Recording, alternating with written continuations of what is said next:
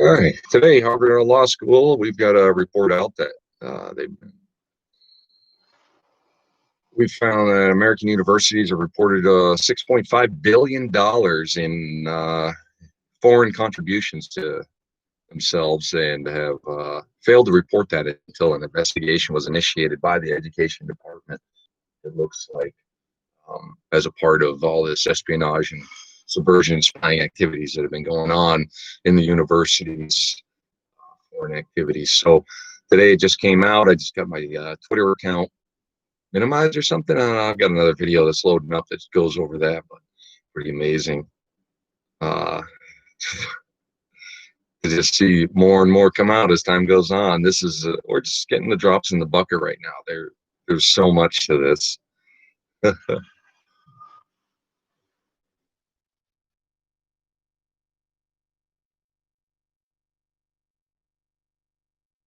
Can you say corruption in higher education and academia?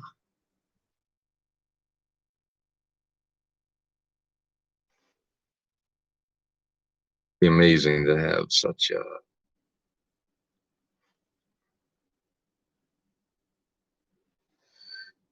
supposedly prestigious, like, pillar of our educational community that is supposed to turn out the best that we have as far as legal scholars and all kinds of other fields of expertise that we should be seeing the most top of the line graduates coming out of and that serve this nation. Distinguished uh, uh, public service.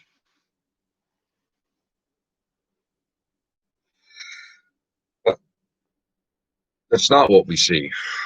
What we see, it's actually a group that's associated after their graduation through the Ivy League systems and that continue to have this cohesiveness that excludes those who did not receive similar educations and were not part of the social groups that the universities are excluded from. So we see these sort of elite groups that came out of these prestigious universities staying cohesive after graduation, and that cohesion is moved, as a part of our government.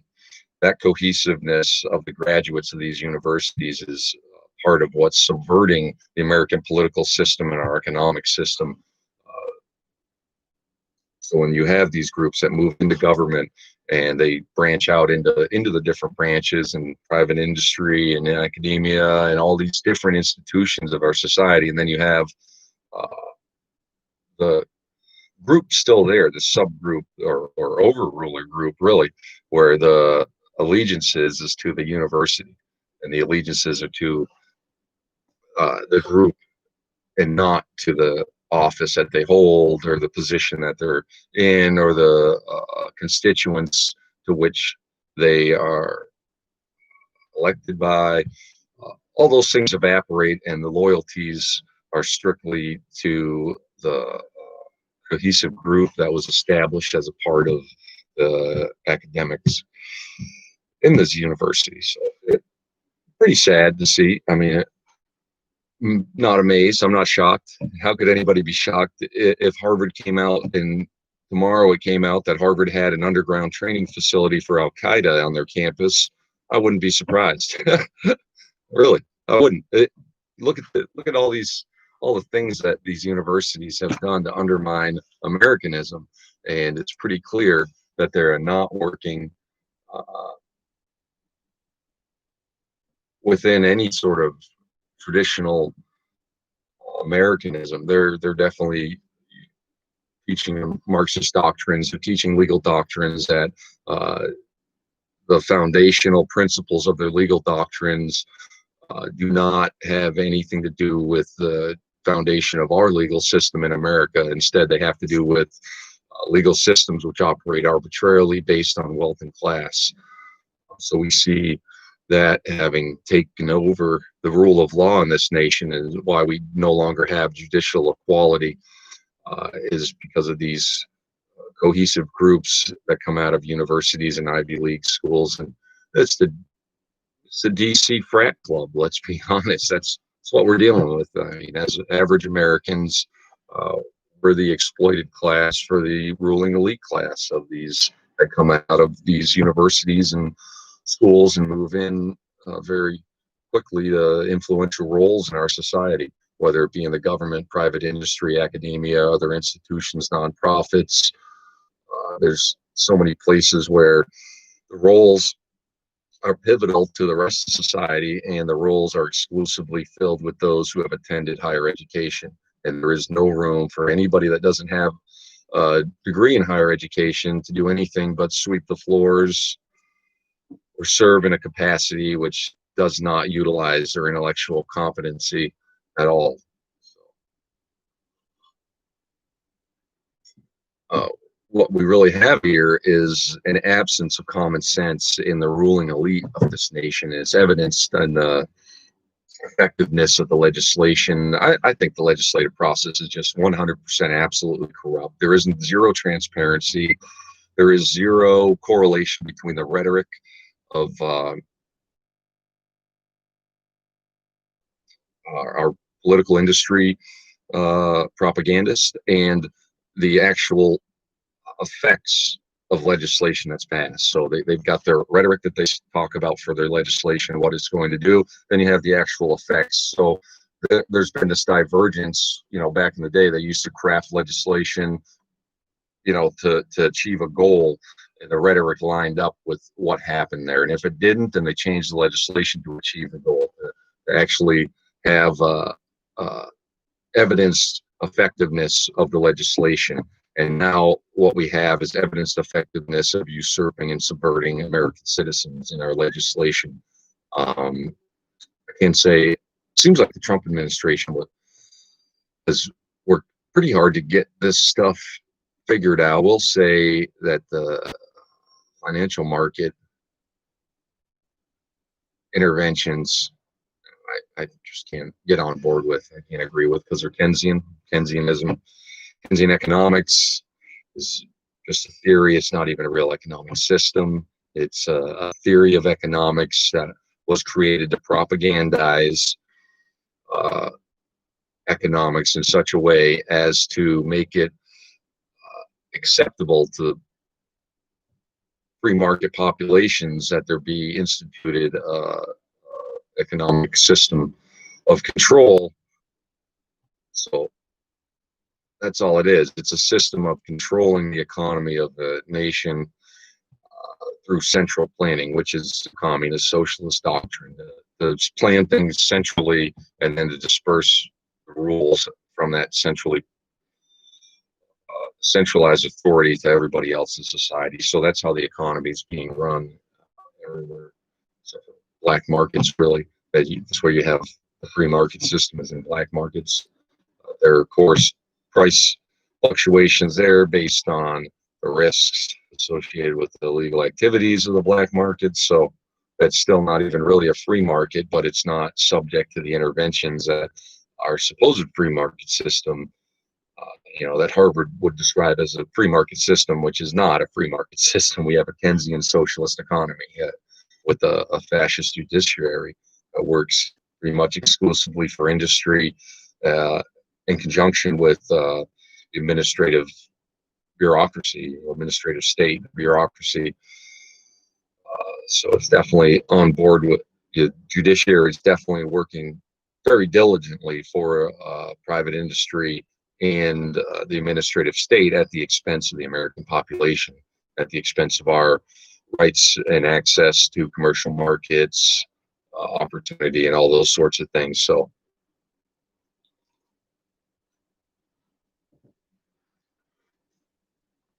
how does Harvard have a role in this? Well, it's because of the curriculum that they teach. So the curriculum that they teach, as I said before, it ignores the foundational principles of our legal and judiciary system, which are property rights of the lowest individuals in society.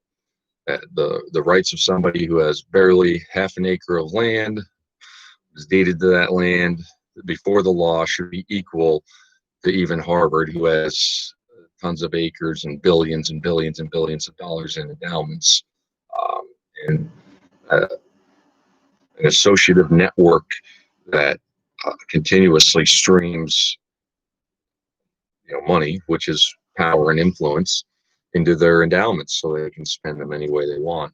And you can tell it is that the cohesiveness of the graduates is overruling any sort of traditional uh, responsibility of office or duties that would have traditionally been a part of an office. So now, instead of functioning based on the traditions of Americanism and historical precedents of our government, but when it was effective, what we have is basically uh, graduates working in a network that subverts the American government to the detriment of American citizens and to the benefit of large universities like Harvard. And that's why once the Paycheck Protection Program was announced, it took Harvard less than 10 hours to be approved for several million. It was a $9 million loan that they were going to get. And that was with them having $30 billion, the largest endowment in the world of any university. And they're still getting all kinds of tax preferences, subsidies, grant funds, debt dollars. I mean, they're not tax dollars, people. Don't think that your taxes are going to pay any of this. It's all debt. It's all debt, all of our spending. Our income tax and revenues of the government barely covers the operating costs, servicing costs of our debts. That's why they're keeping the interest rates near zero. If the interest rates went up half a percent, we would default on our loans. So, same, pretty unbelievable, huh? So where the Trump administration, I believe, went wrong is using Keynesian economics and privatizing for profit, the operation of government, which would take currency, create it, and then move that currency into the private economy to be able to be used. So what they did is set up a way to have that process be monetized for profit with BlackRock, which, by the way, also has significant holdings of Chinese companies and other foreign companies that have historically been unbeneficial for America, for our foreign policy, for our domestic policy initiatives. BlackRock has quite a portfolio of companies, and anywhere else that they can scrape together a stock ticker symbol that they think they can exploit and extort and twist and manipulate. They've got it and they're doing it. So it's quite fun to watch, really, but you have to do so with almost a half broken heart to know where we could be and where we actually are. It's just phenomenally so astounding. Harvard's really just kind of like the top of the pyramid. If you think about this, you have all these other universities that really take their clues from the Ivy Leagues. So when the Ivy Leagues shift their technique because they're the most prestigious, if they change their academic techniques like they have drastically over the last several decades to the detriment of their students while increasing their cost, so you're getting a lower quality product that costs you a lot more. And that's the trend, and it's going to continue to go that way. And when the prerogative of the university leadership is to undermine traditional Americanism, then they can do so very easily by shifting that curriculum, and that will have this trickle down, roll down effect of shifting the curriculum all the way down to the state trade schools, actually, believe it or not. So most of the curriculum is written out of these Ivy League schools by Ivy League graduates that are, guess what, members of those cohesive groups that maintain their loyalties stricter to their alma maters than uh, their alumni schools, than their actual roles in society and to the nation at large. So they believe that aggrandizing and enriching that cohesive network that was developed during their academic careers is more important than serving in the capacity that would traditionally be associated with the role that they have. So you're breaking down all the loyalties that would traditionally and appropriately be in these public positions, and you're shifting them over to a private secretive network of fraternal order. And that order, the associative entity is, these schools.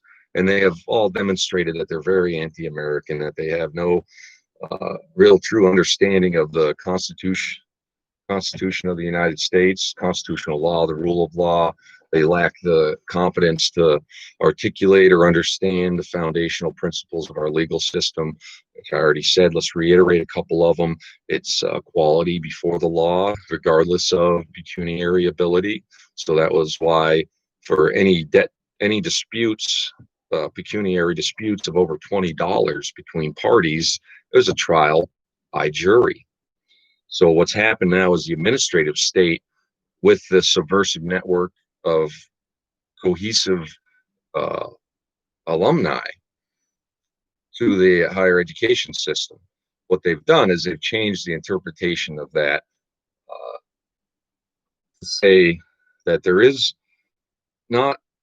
opportunity for equality before the law, but whenever you see these qualifiers, you know that real Americanism has been trampled and that we've lost it. Anytime you add a qualifier, make these special exceptions, things like that, or try to justify activity that's outside of the Constitution or traditional Americanism with these qualifiers, it's an undermining of Americanism. So the qualifier now is if you have the financial resources to represent your case, be our homeless population increasing and the impoverishment statistics increasing across our social spectrum. And it's really pretty bad at this point. It really is. The trends have been going that direction for so long. Another critical component of your social occurrences that can give you a great idea of how healthy your society is, like what type of longevity can you expect out of your social structure. What you do is extrapolate some characteristics that could be congruent or not congruent with other societies that you have sort of a historical timeline of their performance. It can give you a way to analyze and conclude some things. And one of the most intriguing ones to me would be, I just had it, how our society, how our society's combat veterans fare when they return home from war. So that is actually one of the most accurate indicators of your social health, of the projection of your society over the next short-term and long-term time frames, and what you can expect for the performance as a whole of a society. So when you see veterans of foreign wars being treated very well in a society, you can usually conclude that that society is on a trajectory to have improving influence with their associates, improving domestic um, uh, statistics that you can evidence empirically, improving quality of life for your society in general. When you see that veterans are not taken care of and they're homeless and offing themselves like fucking lemmings off a cliff, then you know that your social indicators are pointing you in a direction of social decline and collapse. So for our American society, you can also utilize some of the economic data. And what you want to do is not look at the gross numbers of economic activity because they're so manipulated. For example, our gross domestic product numbers are calculated using the production and exchange of products in a market that is completely funded through debt dollars that our government incurs. So if your GDP includes government contracting, and those dollars that are being put into the government contracting are actually debt to start with, and were not government revenues you're spending or previous savings or wealth increases that your society has had. If you're not spending that, but you're spending debt, it's a very good indicator that you are not on a trajectory to do well. And I understand that we've had the pandemic and things are all nutty because of that. But even prior to that, we're talking about the indicators that would let you know which direction your society is going. Is it up or down? Or flatlining or whatever. So when you look at ours, you can see that there's been a steady decline in the ability of average Americans, number one, to retain their earned wages. A percentage of the profits that they create with their labor that they retain is shrinking over time. So from 1950 till now, we've seen, believe it is a 68% decrease in the amount of profitability retained by labor in the market in America. So it's really a matter of superfluous roles that are available for employment. So if you've got roles which are not super duper critical, you've got a huge labor pool to fill them, and there is no special skill set. So, I mean, it creates that larger labor pool. All these superfluous roles that do not require any real education or training, mashing some buttons on a cash register or other superfluous roles that are easily restaffed. So those are the components of your market economy, your labor economy. You know, that market of labor is a good indicator is how many roles of the health of, is how many roles are that superfluous, very easily staffed position in your economy, and ours is a significant amount. That's why you see so many people that have like seemingly great qualities for positions, and yet they're still unemployed. And I'm talking about before COVID. During COVID, this is totally different. We're in the process of shifting to a like a starry-eyed, dreamy Keynesian economy. A lot of people out there, I think robotics are going to take labor out of the market completely. That's just impossible. They're absolutely zero way that'll ever happen. There is going to be no time when all labor is eliminated by the creation of robotic technology to overtake. And it's definitely not going to come close anytime soon. We've seen the robotics industry replacing manufacturing processes, and they do make good products. I mean, it eliminates some of that human error. So, but we're never going to get a robot that can come in, diagnose, and repair, do maintenance services for equipment that there is no predictability in the failures of. You've got to go, put your hands on it, figure out what's wrong, possibly fabricate some parts for your maintenance service, or source those parts, repair what's there, and do the work to a level of function that's going to be acceptable for that piece of equipment and property as a whole. And the robot's not going to do that. I mean, you're just straight up. There is no way to create that cognitive problem solving ability that humans have, where you can distinguish, you know, the potential outcomes from different actions in a way that a robot's incapable of and will be incapable of.